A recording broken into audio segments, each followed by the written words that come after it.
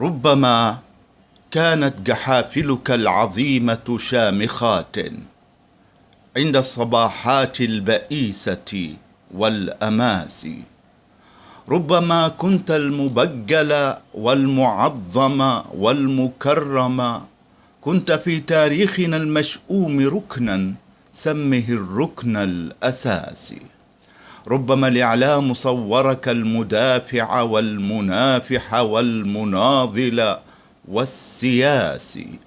ربما أخرجت جمعا تلو جمع يهتفون، أنت طود عانق الغيمات، صرح شامخ ترنو إليه شغوفة قمم الرواسي.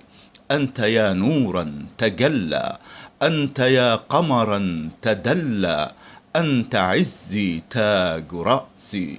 ربما أوقدت حربا، ربما أفنيت شعبا، ربما بل أنت بالتأكيد هذا في الوقائع والقياس. قف هنيهات وقل لي كيف لا تغدو جحيما، حين أنك لا ترى في الناس إلا ظل ناس، لا ترى إلا رؤوسا أينعت حان القطاف، فزمجري بالعصف يا ميت الحواس. واخمدي أحلام شعب جاهل غر، تنادى كالخراف الشائهات، تسوقه للموت فورات الحماس. فليكن طفلا أو امرأة وشيخا أو عجوزا، كلهم صفر يباس، أي ضير في اقتلاعي للتفاهة واليباس. إنني الرب الممجد فوق عرشي، أمنح البلد الهناء تفضلا، وإذا غضبت غمرته بالمهلكات وبالمآسي.